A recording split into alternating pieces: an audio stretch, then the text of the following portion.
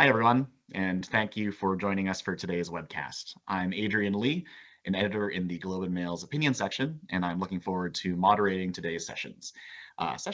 Before we begin, I'd like to acknowledge that the Globe and Mail headquarters is located on the traditional territory of the Wendat, the Anishinaabe, Haudenosaunee, and the Métis Nation, and the Mississaugas of the Credit First Nation. My colleagues and I are grateful for the opportunity to live and work on this land. They don't call it growing pains for nothing.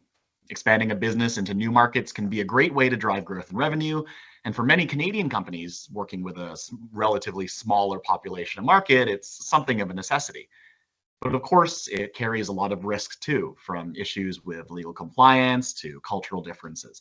So today I'll be speaking with a panel of entrepreneurs and business experts with a proven track record of making that leap successfully. With any luck, they can give us real insight into the scale of the upsides and downsides of scaling. During the last 10 minutes of the panel, we will be answering audience questions. If you have one for our panelists, please type them into the virtual Q&A box you should be able to see. And don't hesitate to submit your question as soon as it comes to mind, because if I can transition to it during our talk, I will do that. And finally, on behalf of the Globe and Mail, I want to recognize FedEx for supporting today's event. So let's get started with said event. Joining me today, we have Jacqueline Prehogan, who is the co-founder and CEO of Canada Pooch, which sells dog apparel, and the co-founder and chief brand officer of Open Farm, which offers natural pet food. Albert Chow, co-founder and CEO of Silk and Snow, which sells bedding and mattresses, and Allison Wayland, who is the partner and national leader for customer strategy and applied design at Deloitte. Thanks all for joining me. Thanks for having us. I'm just gonna open it up to sort of all three, and maybe we'll start with Allison, then go with Albert, then Jacqueline. So can everyone start by just sharing in a minute or so how you relate to the topic that we're talking about today of entering new markets and finding new opportunities? Allison? Thanks, Adrian. It's great to be here. I'm Allison Wayland, as you mentioned, and I'm a customer strategist. And so what that means is I help companies grow their business through acquiring new customers and retaining them.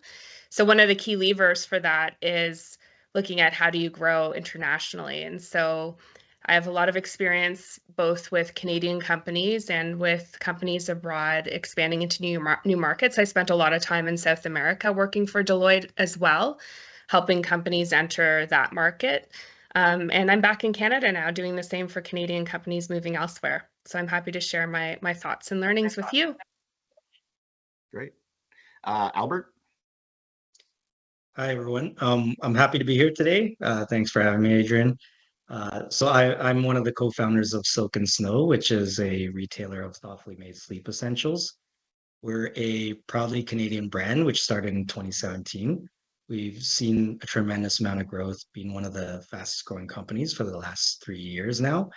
And through that, we actually are unique in terms of how we compare ourselves to our Canadian peers within the bedding and sleep space, because we are one of the few brands that have carved out a very good portion of our business, which is transacted in the US, and it's been one of our largest key growth drivers. Great, thanks. And Jacqueline? Great. Well, thanks for having me today. So as Adrian mentioned, I'm the co-founder and a leader at two pet companies, Canada Pooch and Open Farm. And both of our companies actually were built internationally from the very beginning. So Canada Pooch, for example, has been in the UK for 10 years.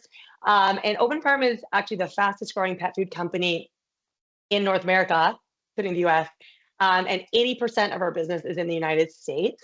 And now, we've expanded to China, Korea, Australia, Japan, Taiwan, other markets. We got our sights on Europe. And international has just been such a big catalyst for our growth. So I'm excited to chat about our journey today. Great. And best place to chat is start the chat is at the beginning. So Jacqueline, was there a moment where you sort of realized that your business needed to expand?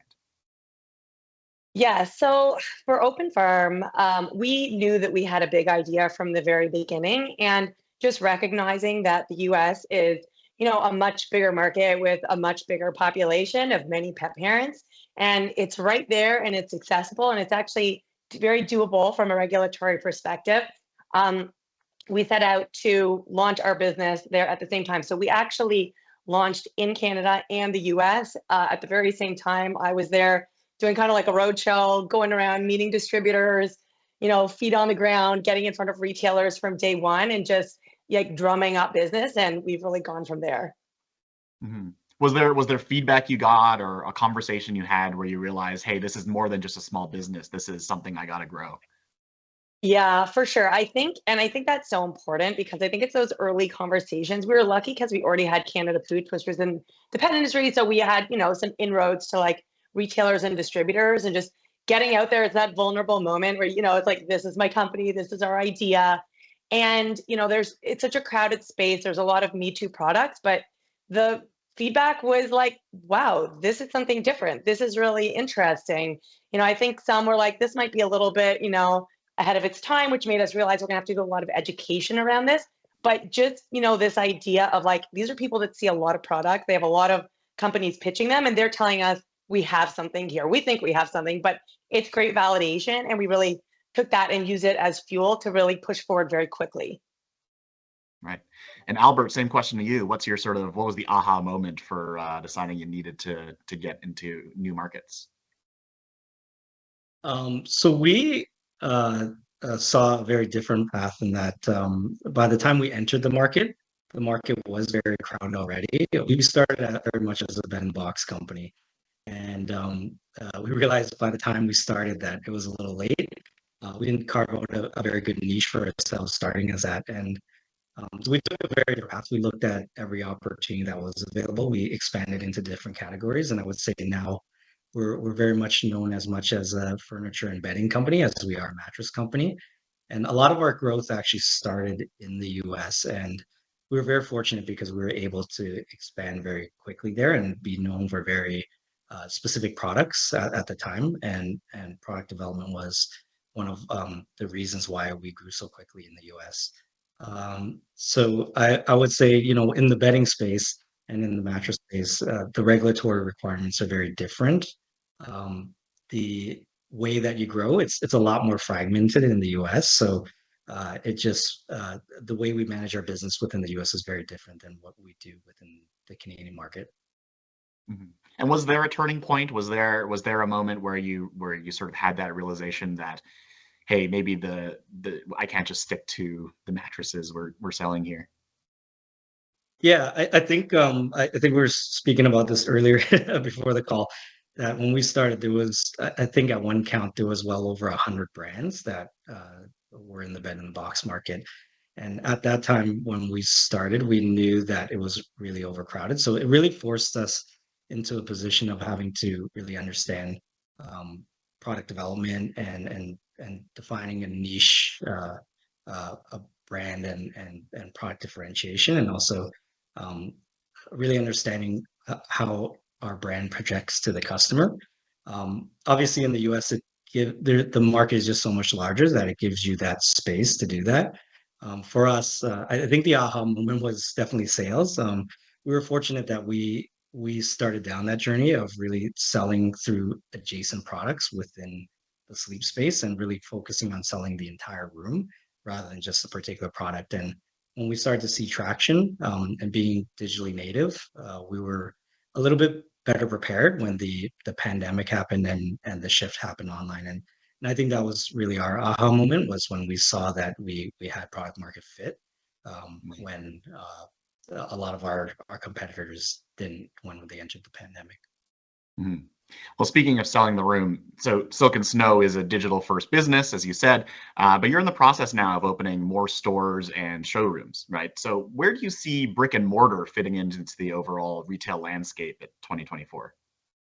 Yeah, so we've seen some pretty dramatic shifts being digitally native. We went from 2019 very focused in e-com and kind of seeing the dramatic shift that happened when the pandemic arrived to. And I think a lot of the retailers have seen this in when the initial phase of the pandemic was over, there was a huge swing back to physical retail. For us, I think we're somewhere in between. Our products are very tactile, and um, it's a combination of both. Like I think a lot of customers, they do their research online and they do their discovery brands online, but when it comes to it, some choose to transact in an online fashion, and then others choose to transact at a physical store location. So for us, we've looked to expand our physical footprint. We opened our first store in Ottawa last year. And this year we're looking to open 2 more locations within Canada and gradually expand from that. Yeah, and then on the other side of the equation, as far as digital channels specifically, what role do those play in driving sales, and how do you do that? I think it's each channel is very different. What we discovered is that our products have a very long tail in terms of just customers making a decision before they purchase, and it's a very considered purchase. And for that reason, we found that online is where they do most of the research and discovery. So we've learned to get really good at really managing our social presence and our digital reputation, and really helping to give the customer enough information to make that purchase. But I think one thing we're still trying to discover is what's the appropriate mix of physical versus online when they choose to transact. Because ultimately, at the end of the day, 90% of our market exists in a physical manner, and they do transact at the stores. So it's really figuring out for us what the right footprint would be ultimately. Mm-hmm. And then, so back to Jacqueline, you've also taken an omni-channel approach to marketing. Can you, first, for those who might not be familiar, sort of explain what I mean by omni-channel marketing, and then tell us a bit about how that's what that's looked like for your business? Yeah, for sure. So, I mean, omni-channel is always going to include retail, but I think for online, there's a few ways to do it. There's, D2C, there's Amazon, there's like retailer sites like petco.com. We have always focused primarily on D2C. And I think the way that we see it, omni-channel is really about meeting the customer where they are. If they're, retail customer, kind of like what Albert was saying, they want to shop at retail, they want to sit on the bed, they want to touch the fabric, you want to give them that experience. Or they're an online shopper and they want to do their research, they want to discover your site and, be converted that way. And so from day one, we've really built both businesses side by side, retail and digital. Today we're in over 7,500 retail stores and, we have a very significant D2C business. And D2C has been very, very strategic because it's allowed us to invest a lot more in online marketing and get a measured ROI. And ultimately what happens is you're doing all this, all these online ads and a very online focused strategy, but there's a halo effect for retail. So our digital ads, our influencer, affiliate, all of that is driving our customers to stores and it's building our brand. And I think the challenge is, when you don't have D2C, that ROI on your marketing is just harder to measure, right? And so, you could do like brand lift studies and stuff like that, but I think it's more difficult to justify like major marketing spend for just retail because there's a lot of breakage and you can't measure it, as opposed to having that D2C, side where we're converting, we're making sure that our spend works actually only in the context of D2C, that we have, profitable business with great metrics and unit economics. But at the same time, all ships rise, and we're seeing that benefit on the retail side. And, at the beginning, some retailers, might be a little skeptical of like your online business, your D2C business, but actually over time, they've really come to appreciate the model because they see how this does allow us to advertise and to drive customers to their stores. And I think one great, example of how that's been a benefit to all is, the last couple of years, there's been, obviously an economic slowdown. There's been a slowdown even in the pet industry, but our brand has continued to thrive and to drive growth for our retailers because of all that, advertising and that strategy that we continue to deploy. Great. Just for folks who may not know, which I admit did not know until I started looking up this panel, D2C is direct to consumer. Yes. Allison, I want to get you in here. What can you tell us about live shopping as a sales and marketing tool? How has that helped your clients? Yeah, I'll step back a bit and tell you a story because this refers to one of the clients that I served in the Canadian market that during the pandemic, like all retailers, was really suffering. Can you hear me okay? sorry, it stopped for a second, was really suffering in terms of their sales. And they had a particular product line that was highly driven by international travel, which geared towards the China market. They knew that their primary customer of this product line was the Chinese consumer. And because there wasn't a lot of traveling going on, they needed to find a way to continue to sustain that product category in the context of digital. And so we did the classic first project, which would be, looking at opportunity spaces and the size of the prize, what market segments within China would be going after this product, what the price, competitive landscape, et cetera, was. And of course, you start with the high level 30,000 foot and you start to get into, okay, well, I need to engage people on the ground. We have offices there. And they stepped in and we worked together to kind of get to brass tacks on, okay, what will resonate for this particular product in the market? And unlike Canada, well, we're into influencer marketing here much more than we have been in the last 5 years. But in China, live streaming is a massive channel for selling product. And so for our Canadian client, that was, a big learning curve. We're just not used to this kind of notion of what we would, the classic shopping channel experience from the 80s that we had here, but that online and very much a powerful selling mechanism. So getting them up to speed on what that looked like.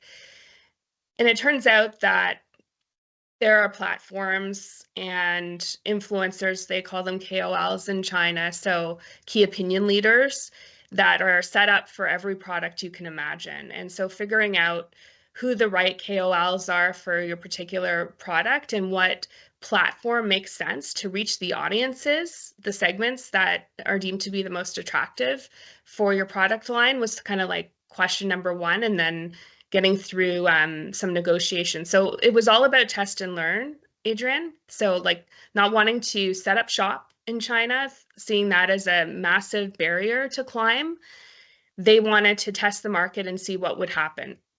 And so very quickly, we were able to set up an agreement with a platform provider, starting with some smaller KOLs, key opinion leaders, and start live streaming the product and seeing what happened. And over time, they saw success and started to grow that and spend a bit more money hiring, more prominent KOLs and seeing where that led.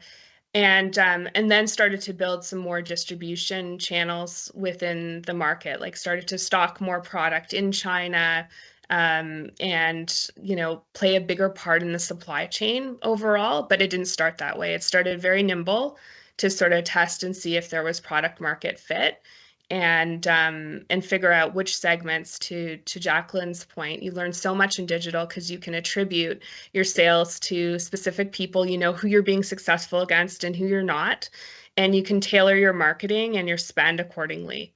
So just a story in live streaming, I'm dealing with another client right now, a Canadian client that's looking to address newcomers in Canada in a different way, and recognizing that newcomers from China are a huge market in Canada, and also are leveraging live streaming in China to reach newcomers that are already physically here in Canada, which is a different twist altogether on that channel. So lots of opportunity there.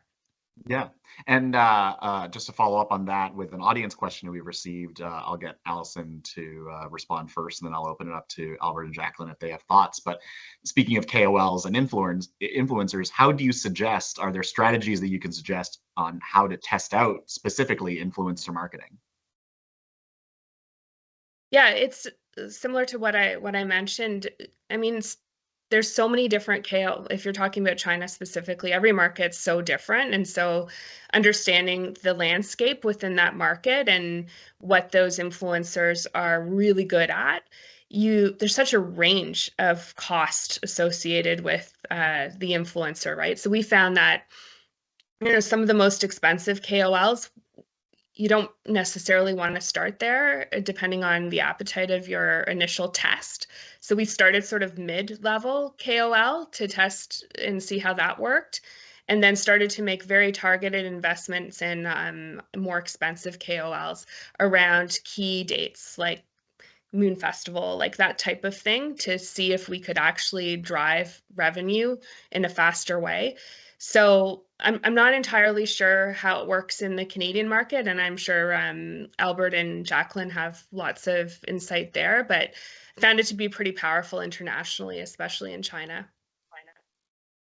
Yeah, I found for us using influencer affiliate marketing, it actually made it easier as we were expanding markets because a lot of the times when we look at media, traditional media you can target geographically, but with influencers and affiliates, a lot of the times they're very global in terms of their audience, and the larger our distribution was, and in our case, being able to capture the American market and the Canadian market, it just opened up a lot more room for us to utilize those types of platforms. So um, for us, I would say it's a very effective tool as the market for and distribution for your business expands.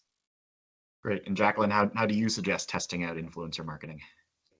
I feel like we could have a whole other hour on this, but I think it's you really need to have a strategy. It's a big world out there, influencer, ambassador, affiliate. You really need to have a plan for how people are going to discover your brand. So, take pet food, for example. Albert, you talked about people, doing a lot of research before they buy, your products. It's the same for us. You need to build trust with them. So we wanted to make sure that when people are searching, best pet food and, healthy pet food, they're going to see Open Farm. And so that's a great opportunity, for example, to work with affiliate and make sure that your name is on, and it's from genuine reviews, but like, when CNN or Forbes does a list of, best pet food, that's affiliate, right? And that's a really important tool. And that's sort of like that's actually mid lower funnel when they're through their research process. For us, we view influencer and even ambassador as really top of funnel. It's awareness. You can do codes and stuff like that, but ultimately we really view it again as a way to build trust in our brand, to build awareness, and to really get sort of people honestly showing their experience with their pets. And so that's a really simplified version of our strategy, but I really think it's about the way to start is to take a step back, say, how do we think people are discovering our brand? What relationship do we need to build with the customer? For us, and their beloved pet, we need to build trust.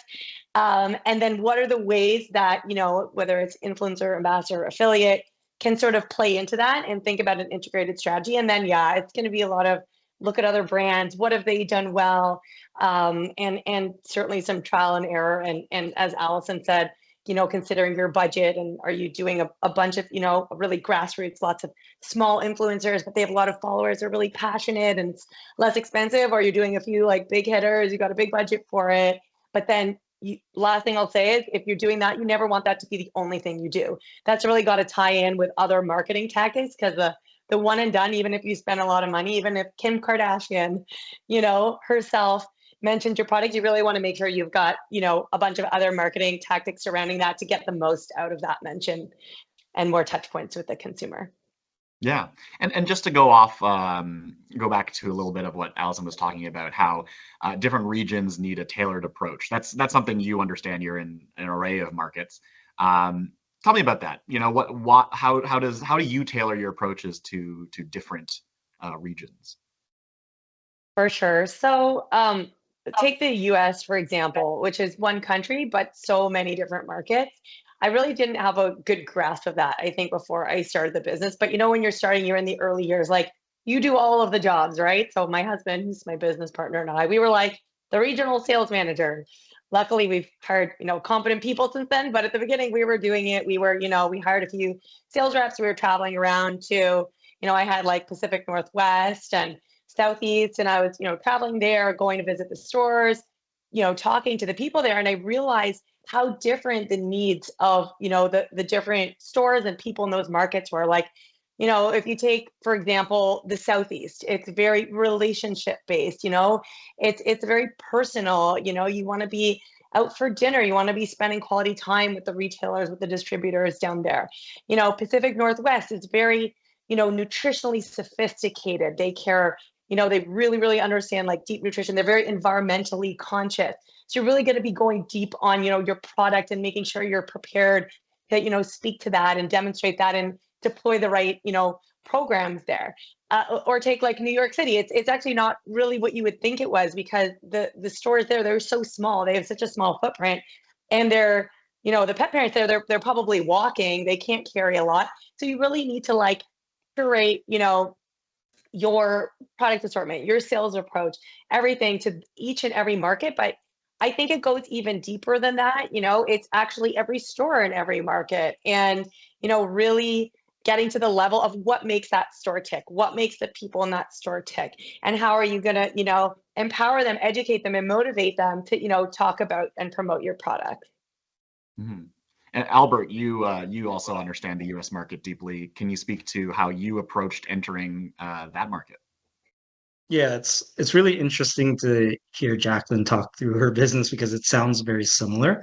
When we grew in the US, we found that there was a very nuanced regional aspect to it.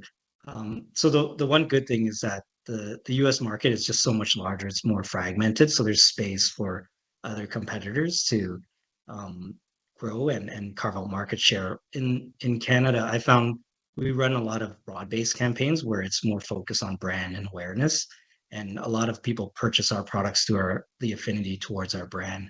But when we look at the U.S. market, every state and region is very different. So, as an example, um, in California, we found our customers gravitate more towards our greener products, and then in like New York, they're a little bit more gravitating towards the form factor and the convenience of having an e-com shippable product where they could carry it up a flight of stairs rather than not having access to the elevator, or not as easily having access to the elevators.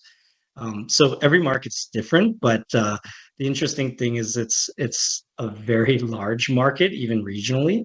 And so what we like to kind of describe our business in terms of approach is that in the US, we take a more of a performance marketing approach where it's very nuanced to the region and the product, and it's very tactical in the way that we enter it. And then on the Canadian side, it's a more mature business. It's more awareness based, and it's more around building the upper funnel in the brand. Mhm.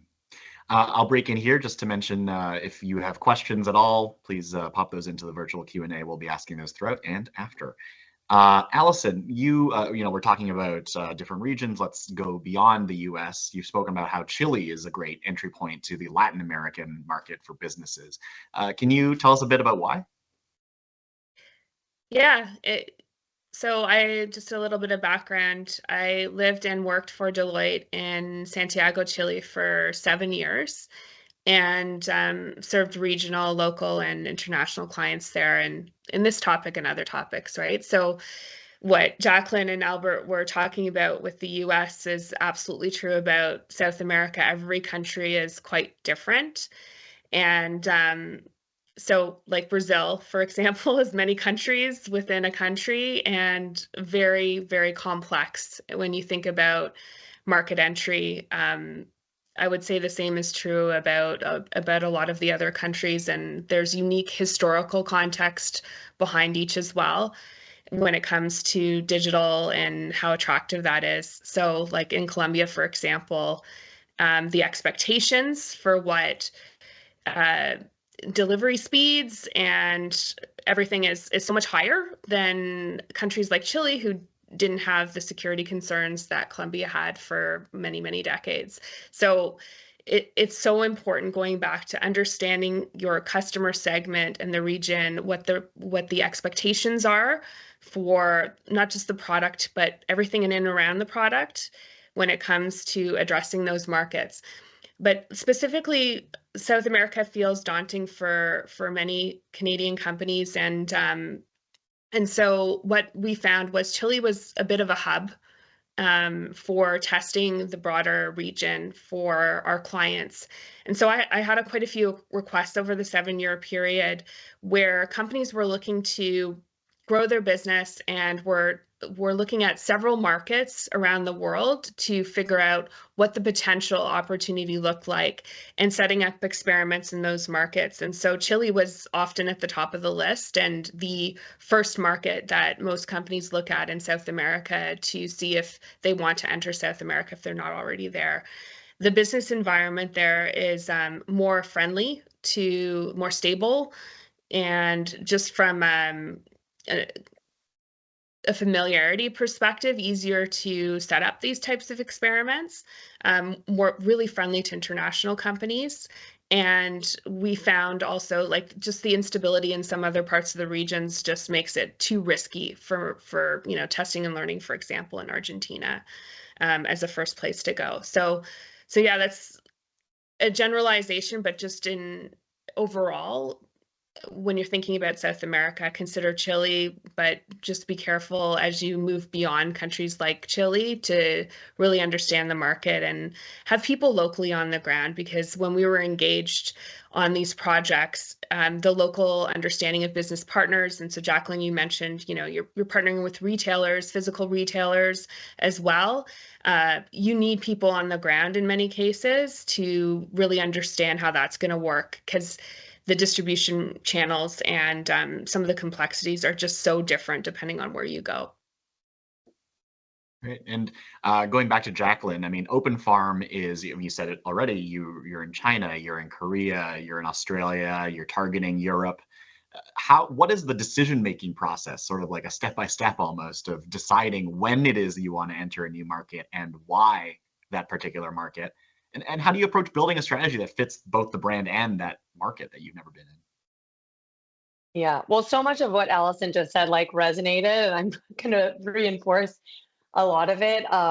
So it's actually our 10-year anniversary, and as we were planning we have a big event next week, I was going through, old decks, and I saw that in one of our, board decks from 2018, we were considering entering Europe.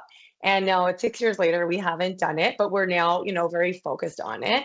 And, I know why we didn't do it. It's because Europe it's a big lift, there are different regulations, testing of your product, packaging in many languages, there's language and cultural barriers just to operate there. And just the consumer is different, what they value, their recognition of different things, like even the animal welfare labels that we have. And then especially like Europe, then like every single country is different.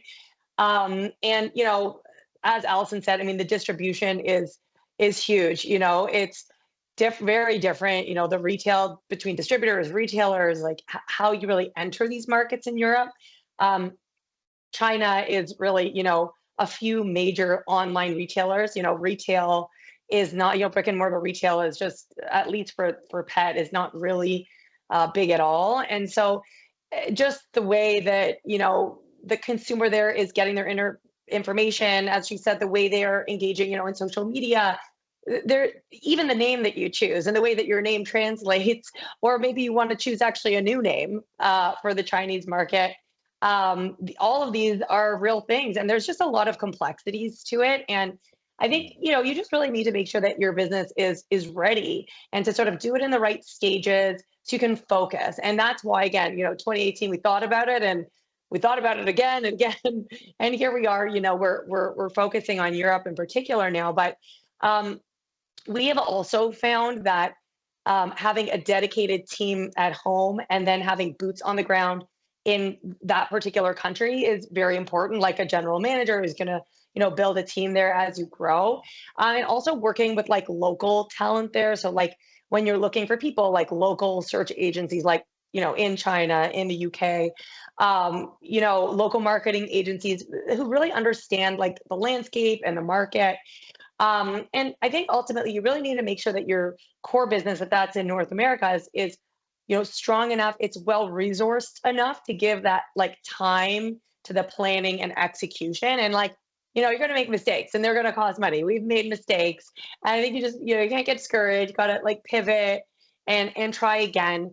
For smaller businesses that want to just like get their feet wet, we also did that. So like some of these markets, which we could have also gone all in, but we were not prepared to sort of give the resources to it, like Australia, we work with one particular really big dominant retailer there, for example.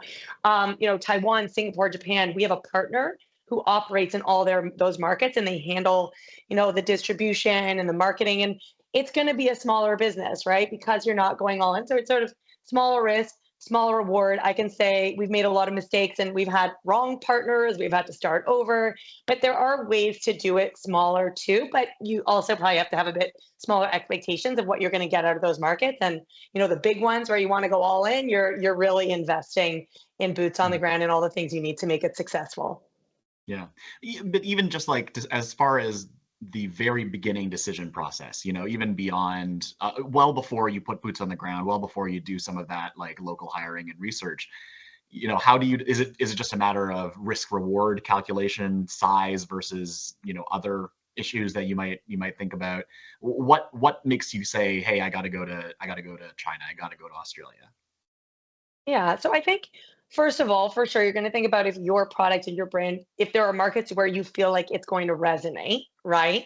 And where it's going to be an easier fit, you're going to look at those barriers in terms of you're going to, before you start doing it, you're going to really understand like, okay, I know that in Europe, that's the hardest one because the regulations are so great. There's so many different languages. There's so many different, needs for each different market that you can, before you do a thing, you're sort of going to have a sense of that. And what you can do even further then is sort of what I talked about the US market, is have some conversations. Like we were having conversations with a really big UK retailer. Like 6 years ago, we had those conversations, and you really could tell the lift that would be necessary to be successful. And hearing about the brands that they brought in that didn't work out and why not. And so I think it's a question of fit with the market. What will it really take to be successful there? And then looking internally, is my business ready to give what it takes? And is that reward big enough that we want to do this right now? And knowing that that's going to be money, time, priorities that you're going to take away from your North American business, right? Because it's a zero-sum game. So I think all those factors and that sort of level of preliminary research can give you a lot of insight to decide where and if you're ready. Mm-hmm. Well, you raised it in the European context that there are a huge number of regulations in the EU, but I want to hear from everybody. We'll start with Jacqueline since we've got you thinking about these already. I mean, what are the biggest challenges that you faced in terms of meeting compliance needs for a new market, and how did you navigate it? Yeah, so I would say that just looking at again the UK market, because it's always start with the most challenging one. There, for example, your packaging, it has to be in, I know that ours is like at least 11 different languages on one package. So if you think about the work and effort alone to transition, your entire line of products, you're printing new packaging, you have a lot more SKUs that you need to carry. You're thinking about all of the logistics. That just even testing requirements to bring your products into countries like China, which Alton, I'm sure you're familiar with, and the UK, at least for food products, are very, very great. Now, on the other hand, the flip side of this is, so on the Canada Pooch side, which is the other business, which is like hard goods, it's like harnesses and coats, there's way less regulation, right? Like you can actually, it's not difficult to ship to Europe. You might need a few different tags. Really there, you're just dealing with more, logistical stuff of how to get your product there, how to sell it and be successful. So I think there's also an industry component that's really critical where when you're doing that evaluation, the barriers might not be that big depending on what your industry is. Allison, do you want to go to you? Yeah, I'd echo Jacqueline's thought on industry because I've seen a wide variation. I mean, some of what we've done has been in highly regulated industries like alcohol. And even within Canada, like every time I pick up the newspaper, there's something on this. And there was something this morning in the Globe about between Alberta and BC on wine, right? Like, and we know that the Ontario government gets their fair share too of, import imported D2C imports of wine, we need to pay extra tax to compensate, right? So I just say it's so industry dependent and so market dependent that you really have to go back to what are you trying to do, and how high are these barriers? How complex are they for the market you're looking to enter based on the attractiveness, and figure out, is it worth the time and effort, right? And so, you know, China in some ways is so risky and complex, and there's fewer barriers, right? Like it's so, I mean, it for us in non-food related products, that's just an interesting place to play, right? And you can sort of, I don't know, ring fence a bit of budget and do some experimentation with these platform partners and KOLs, and sort of see what takes and what doesn't take. And I just, it's something to consider. Every other market is so unique, and it's really hard to say based on the product that you're looking at in the industry. Totally. Albert, do you want to take a crack at it? Yeah, it's for us, I think although like a lot of markets seem very similar in terms of just product fit and language, what we found is that entering every market, it's very nuanced. And I think the way we treat it is it's really like setting up a brand new business. And maybe you've got some of the components already in terms of relationships with suppliers, or some semblance of product and packaging, but ultimately everything gets revisited again. The way we position our products, something that's made in Canada may resonate with our Canadian customers, but doesn't sound quite the same if we're entering the UK or the US. Surprisingly, even with mattresses, the regulatory requirements and compliance is very, very different in every market. So we've approached it as an entirely separate supply chain. I think the only benefit we really have is that we've got some relationships already, and we know the industry a little bit better. And through that, it's really a matter of working or starting to work with a supplier that has already manufactured for that industry, and letting that kind of guide you on the starting point of what are the regulatory requirements and what are the packaging requirements. But ultimately, it's a brand new business, everything from marketing to supply chain. I think the other thing that we've dealt with that's been very difficult is that it's for us, the Canadian business is a very mature business, but when we start off in new markets, just getting the distribution and the scale, you really plan to lose some money and to invest in growing the business to a certain scale before you start making it again. So we do have kind of a long-term horizon in mind when we do look at new markets.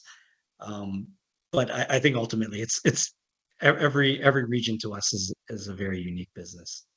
Mm-hmm. You brought up the phrase "made in" or "made from" Canada, and I want to just very quickly ask everybody. This is a question we got in the Q&A. Do you find that's a benefit to advertise "made in" or "from Canada," or is it a better strategy to take a more generic approach when expanding outside Canada? Just maybe everyone very quickly, just their own thoughts. Albert?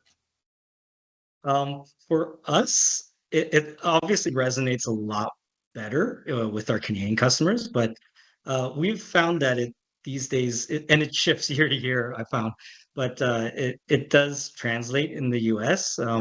One thing we've found is that over the years, and it's been more prominent with the elections these days, is that products being made overseas is very different in the eyes of the consumer than products being made in North America. So there is some benefit to that, and we've also benefited from that in having domestically made products, at least within Canada. It's helped our supply chain, and I think within our peer group that or other competitors that we compare ourselves with in the US, they've really had to fight and navigate the changing landscape for supply chain, and how they've adjusted to customs and duties and just the temperature in terms of what an import product would look like. So I think there's multiple aspects. So for us, logistically and operationally, we're still in a better position being made in Canada. I think from a marketing perspective, it does resonate, but I think we really have to be selective about how that translates for particular products and particular markets. Allison? Yeah, since I consult to companies, I can give you a more general response than the others can. I think generally yes, and I would encourage everyone to set up marketing messaging experiments as you articulate your value proposition in new markets. It's so easy to do, like almost like A/B testing with different ad sets and seeing which ones are more attractive or less attractive to particular segments in each market. So, you say made in Canada, but how do you articulate what it is you're trying to sell in that market? It all has to come together in a way that resonates. And so take advantage of the digital tools and partners out there to get it right. Do a little bit of experimentation before you throw it out as a big splash. Jacqueline? Yeah, I would say because it's complicated and it sort of varies depending where you are, I would not probably put it, front of messaging, except in Canada. Of course, in Canada, that's great, right? Our pet food, for example, is made in the US, but we're a Canadian company. And, I think the fact that we are Canadian does resonate with our Canadian pet parents. But in the US, they like that it's made in the US because, it's for a variety of reasons, right? And that's home for them. And then I think, um, you know, in once you're getting into Europe and China, I think to Allison's point, it's varied. I think you need to do some research. I think you need to test it. But I don't know that sort of that like front screaming made in Canada is going to be, your main marketing proposition, but it might be a nice supporting message for some product categories. Like, for example, if you think about like Canada Goose, and the way I think it's resonated, the Canadian Association with winter wear. So I think there are certain circumstances where it really sort of weaves with the brand and it makes sense. Mm-hmm. Well, speaking of sort of brand offerings that I think started off as a perk and now is sort of de rigueur, let's talk about returns, because offering customers the ability to return their purchases obviously increases the chances they will buy it, but online returns have enormous costs for the company, in particular if you are expanding into markets outside headquarters. So can you tell us, we'll again do this sort of reverse order, so Jacqueline, Allison, Albert, tell us about how you navigate returns and what advice you have for other business owners in those kinds of spaces. Yeah. So, and I see Albert smiling, and probably because it's returns are so hard. I don't know if that's why you're smiling, but I think a lot of businesses struggle with them, and they're so critical, but like they can just go south so easily. I think again, it depends on the industry. You think about pet food, we just refund the bag, right? Someone's opened a bag of pet food, we don't want that back. So that's pretty straightforward. With something like on the Canada Boot side, boots, coats, harnesses, these are products that dogs have worn. They have fur on them. You really need to kind of balance the cost and the customer satisfaction, which sometimes can have an inverse relationship.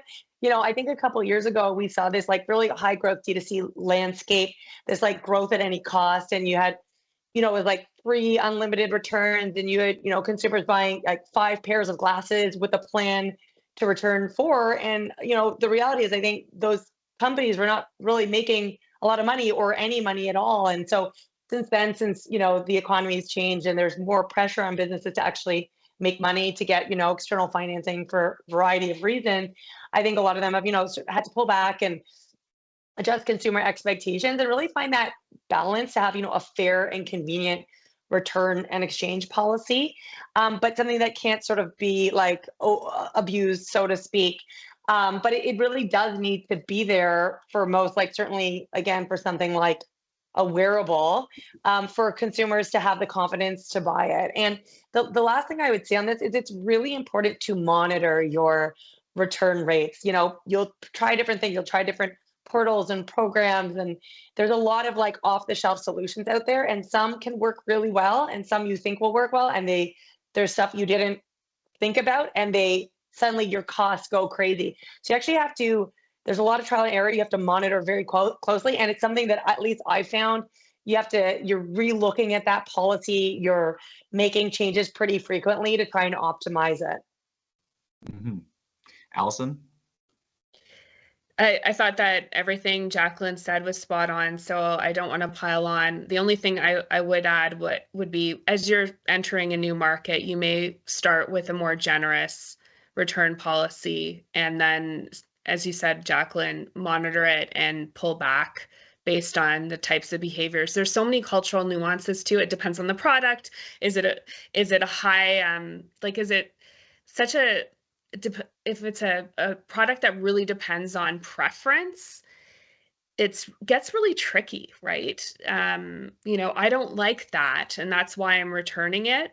Starts to get you in these really dangerous zones. So again, so product dependent, but be a bit more generous in the beginning, see how it lands, see the return rates, and then adjust as time goes on to make it make sense from an economic perspective. That's the best advice on top of what Jacqueline said that I can give. That's great. And Albert?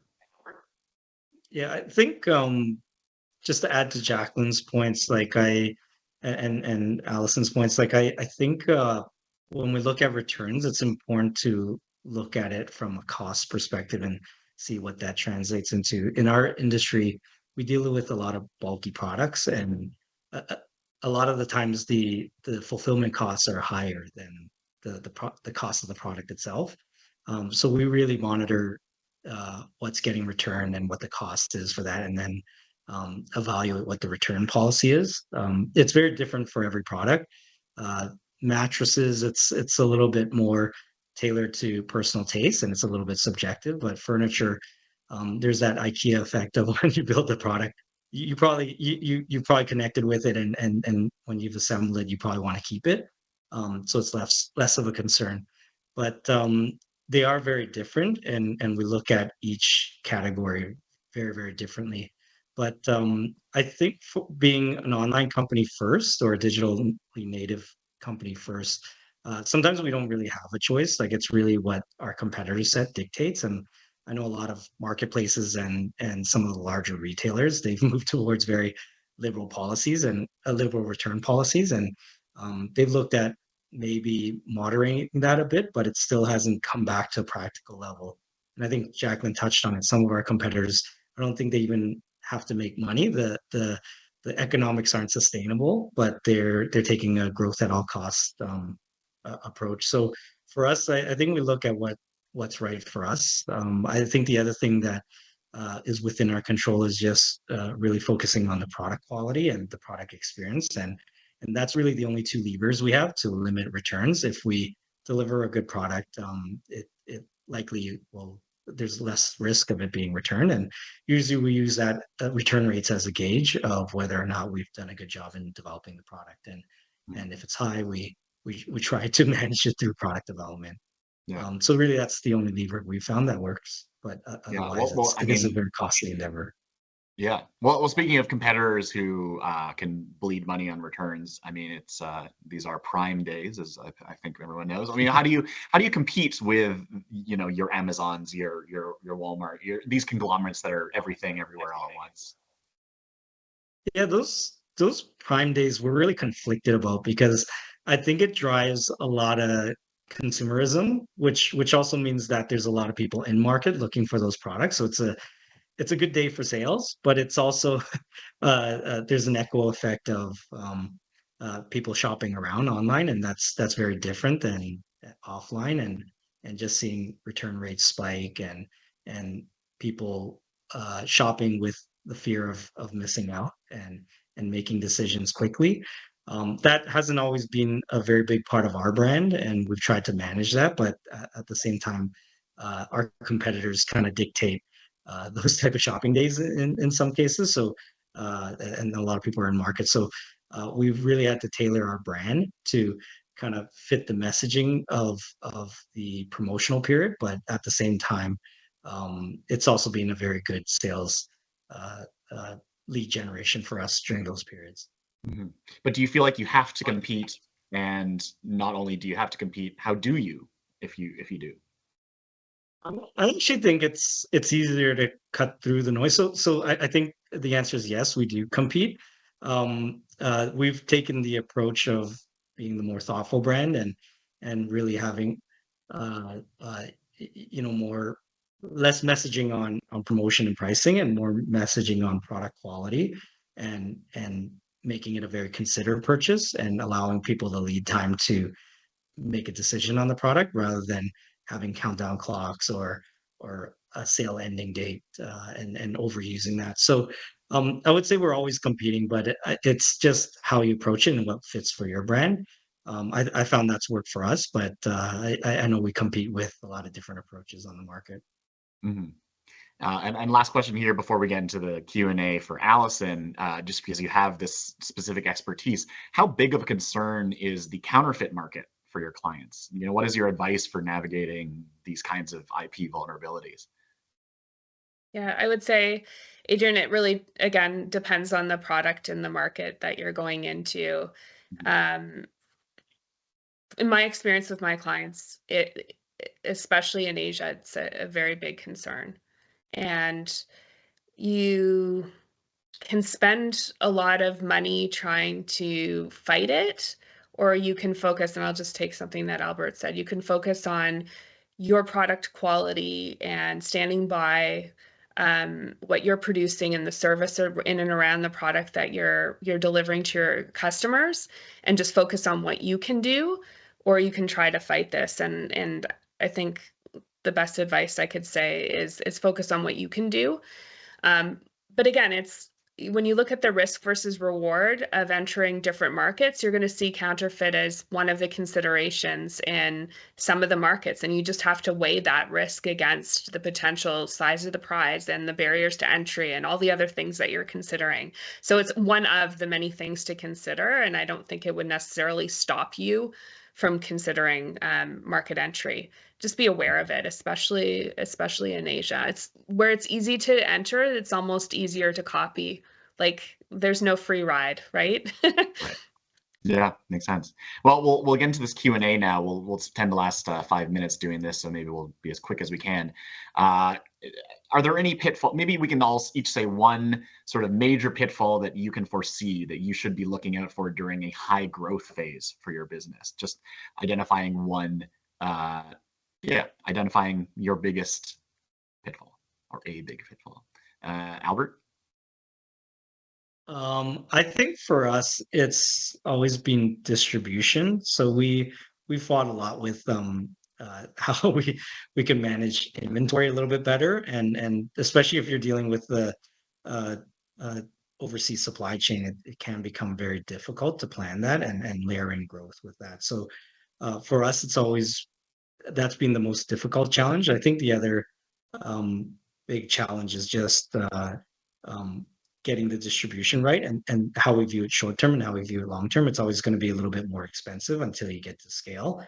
So I think entering the market, we have to be fully prepared to not see the same economics as we do in the same businesses that we do domestically. So I think it's just having a good plan and really getting those things sorted out over time. Yeah.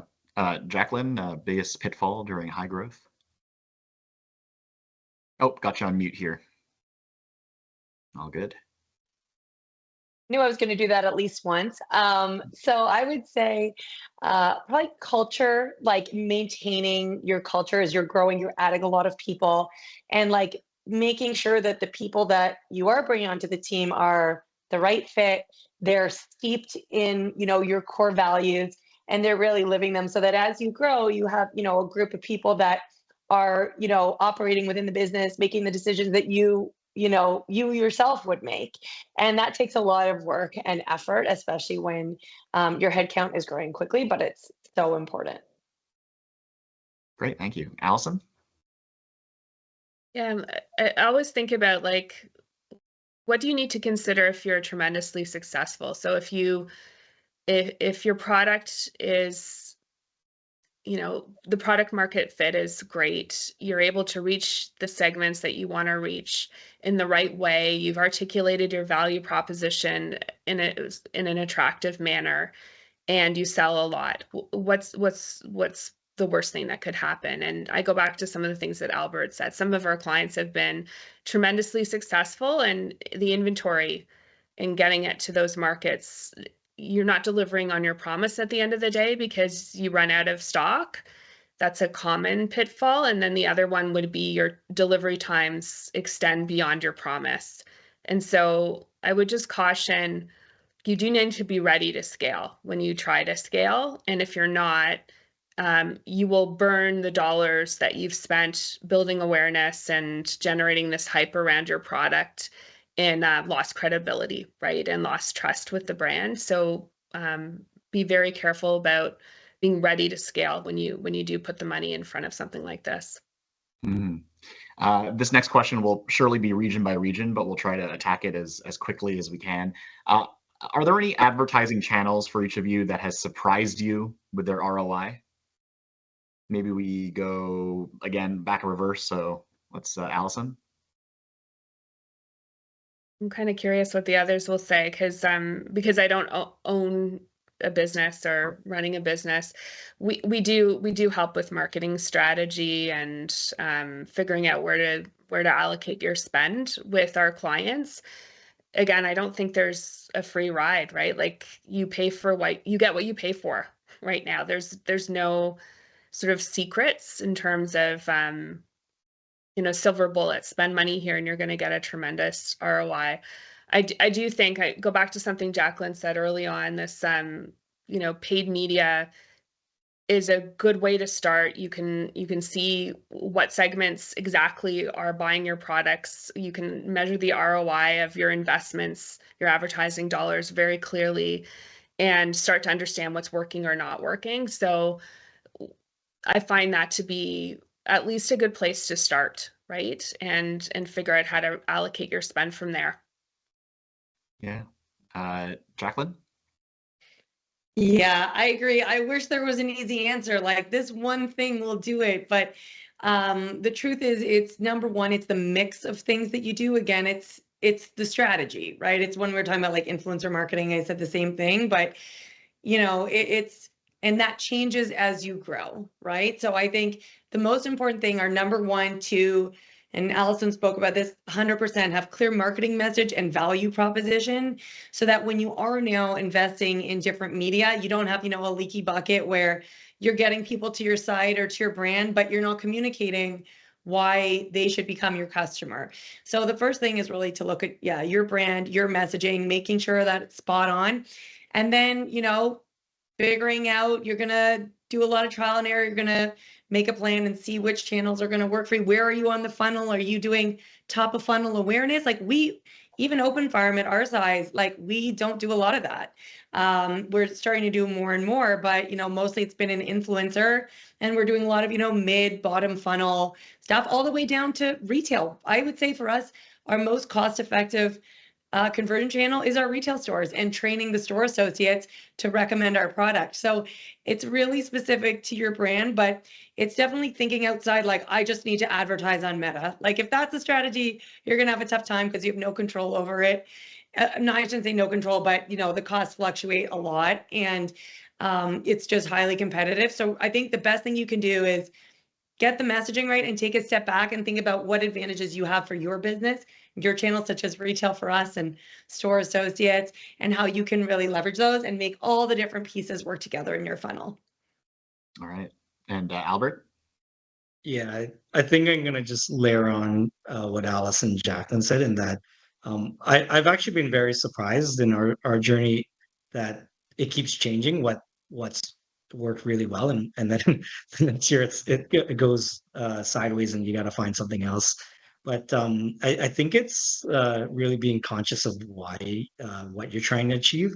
I think early days we focused a lot on lower funnel in market customers, and then as we grew, we focused more on awareness and upper funnel. But the platforms themselves, they actually kept changing for us. Like there were days when paid search was better than paid socials, and then sometimes affiliate and influencer marketing were better, but it does change year to year, and it surprises me that every year we've had to be very nimble in the way that we've adapted to which way is shifting, and sometimes and part of the reason why we also want to explore more of a bricks and mortar strategy is we're quite envious with some of our competitors at how resilient some of the businesses are on a traditional level when it's done right.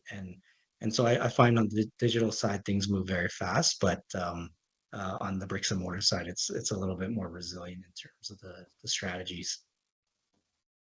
Yeah, and then this is the last question here, and we'll again go all the way back around.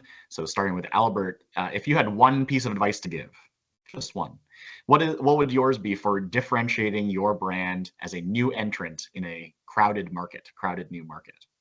What's the sort of like one or two liner you would tell a friend?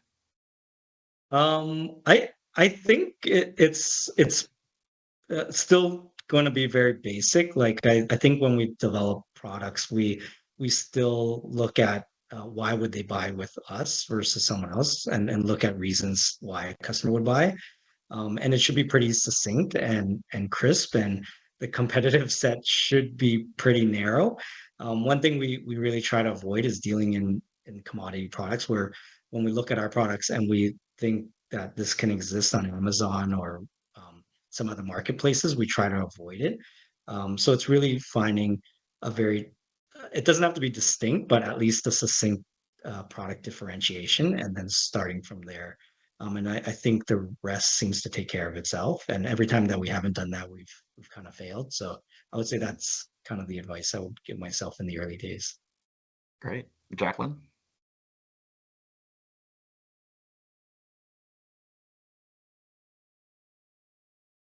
And you have a lot of retailers today that, they're doing their own private brand, right? And you can't do it, more cost effectively than they can, most likely. And so I would absolutely agree with Albert. It's, how can you differentiate, really testing that out to the market? What makes you different? And then on top of that, building a brand and building some, something recognizable with staying power that consumers can believe in. And then it's like, once you have those pieces and you've tested that and you've kicked the tires, then it's like, believe in it, just believe in it. And, there's going to be hard moments. You're going to, your confidence will be shaken, but then you got to just grind it out and be extremely persistent with that idea and that vision, and, push your passion forward to make it happen. Great. And last but certainly not least, Allison? I'm going to pull one word out of what the others have just said, and, do your research, test the value proposition. Does it resonate? Albert, how you're speaking to your customer, and is it meeting their needs in a way that's different and better than your competitors? And so a little bit of research goes a long way, and it doesn't, doing some ethnography, like sitting down with some of the target customers in your market and understanding how this is actually fitting their needs, and thinking differently about how you articulate your value proposition. That's going to go a long way. A little goes a long way on the research side up front. And I think too many companies just wing it. And then they're testing in market and without first doing a bit of upfront work. Well, I think we have to leave it there. It's a great place to leave it. I think there's a lot of usable advice for folks following along. So on behalf of the Globe and Mail, I want to thank Jacqueline, Albert, and Allison for joining us today. I also want to thank everyone in the audience for attending and sharing your questions. And of course, FedEx for supporting today's event. We'll be sharing a link to the recorded webcast in about 1 week, in case you didn't write down every piece of advice just now. And yeah, look forward to that. Thank you again, everyone, and enjoy the rest of your day.